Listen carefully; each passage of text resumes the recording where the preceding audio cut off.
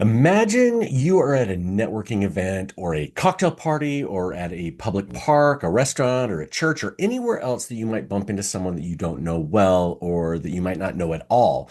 And you want to find out if they might be a good client for your copywriting business. Well, what do you do? In this video, I'm going to share with you 5 questions that you can ask, the exact words to use. And if you ask them in this order, you're going to be amazed at how often the person that you're talking to, someone that you maybe have never spoken to before, will say to you, "Tell me more about how you can help me." This is the secret to successful in-person networking or relationship building, as I like to think about it. And once you know it, you'll be able to find clients anywhere you are. I mean, how could you two keep this a secret from me? Now, a couple of years ago, I went to Melbourne, Australia for an event for copywriters. And while I was there, I met another copywriter, the brilliant Bernadette Schwert, who shared the basics of these questions with me. And when I heard these questions, I immediately recognized their power for connecting with potential clients.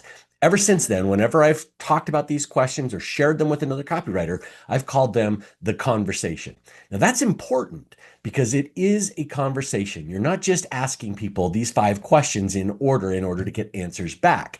They're going to ask you questions in return, and you're not going to ignore what they're saying or what they're asking you, but you are going to stay in control of the conversation. And after you answer questions or share details about you, you're going to direct the conversation back to your own questions, the 5 questions that I'm about to share with you. Now, this is all part of know, like, trust. You've heard this idea that people like to work with people that they know, like, and trust. Well, this is how people get to know you, get to like you, and get to trust you. So let's talk about the 5 questions. First question.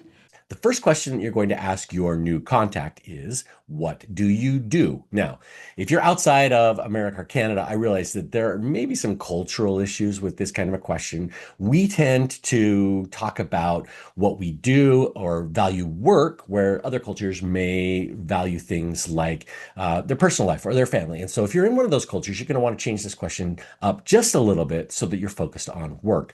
But the idea here is to build rapport and collect a little bit of information about what your prospect does for work. People like to talk about themselves, and if you follow up with a few well-chosen questions about their work, the things that they do, the things they get excited about, you're naturally going to get to the next question, which is, how did you get started in that field? Or how did you get started doing that? What do you like about your business? A couple of different ways to ask this question.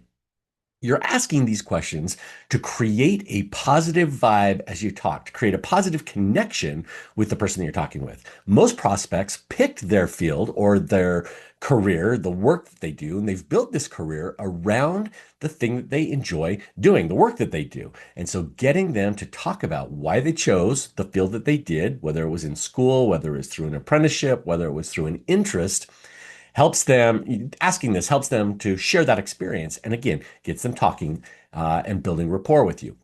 Question number 3, you're going to ask, how do you promote yourself today? Or how does your company promote itself today? How does your company market itself today? So this question, and again, there's a variety of ways to ask it, as I just pointed out, but you're mostly trying to learn about how the person that you're talking to does their marketing. What are the channels that they advertise in? Do they use social media? Are they running ads? Do they have a sales funnel? Or do they run ads online or in publications? Are they doing content marketing? There's so many ways to go about this. Are they online or offline? What's working? What's not working? What are your challenges? You're trying again to gather information so that when you get to the end of the conversation, you have enough information to be able to propose working together. Now, here come the 2 most important questions that are going to help you determine if you can actually help them and if you can work with them in some way in the future. This is important. Question number 4 is this, and the wording here is important. If you could wave a magic wand and change something about the way that your business markets itself and money isn't a limit, what would you change? This question helps you determine the most important problem that they're facing. But it's really important that you ask and mention the magic wand and that money isn't an option, because people will naturally limit their answers to what they think is possible.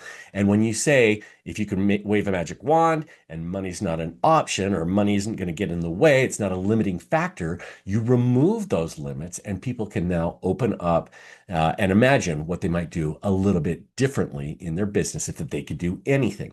And that's really important because if they're thinking about limits and the limits that are in place, that may actually limit your ability to respond in order to help them. Finally, the last question is, what is stopping you from doing that now? Here we're getting to the juxt of the question, the juxt of the problem. With this information, you can share how you've solved a similar problem for another client, or you might suggest an idea or two that they could try and follow up with. If you need help implementing these ideas or that solution, I'd love to chat about how I can help you. The key here is you're trying to help. You're creating a friendship. You're not trying to land a project, but you're suggesting ideas, things that might help them actually solve the problem or the challenge that they are facing. Sometimes it's about connecting a prospect with someone else that's not even you in order to solve their problem, but oftentimes you're going to have the answer. If you follow these questions in order, you now know about your prospect's business. You know how they market themselves and whether they've hired a copywriter before. That comes up in the conversation. You know what their biggest challenge is, and you know how you can help them. So you can give them ideas or even a proposal in person that may be able to take you to the next step. The response that you're going to get from this person that you're talking to should be something along the lines of, tell me more, tell me how you did that. We should talk about how you can help me do something similar. And by the way, these questions with some revisions work with your current clients too. Doesn't just have to be for new clients that you're meeting in a public place. And you can use this conversation in a variety of ways, anywhere you are, even after you've connected on a cold pitch, which is great because you might not meet the people that you want to work with in real life. So you need to reach out to them. But before you pitch them on a project, it's helpful to have this kind of conversation so you know what to pitch them when the time is right. Now, I've created a really helpful resource to help you get through this process of connecting with your clients. It's called the P7 Client Attraction System. And if you follow the steps that I've outlined in the system, it will help you find and land at least one new client in the next 30 days, guaranteed. You can learn more about that system if you go to thecopywriterclub.com/love note, all one word, love note.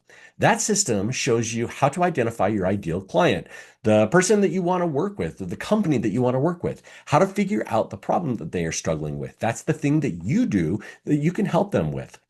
Then you're going to craft a love note pitch that they cannot say no to. You get the templates, the tracking forms, even insights on how to use AI to make the whole process faster and more effective. You can learn more about that at thecopywriterclub.com/love note.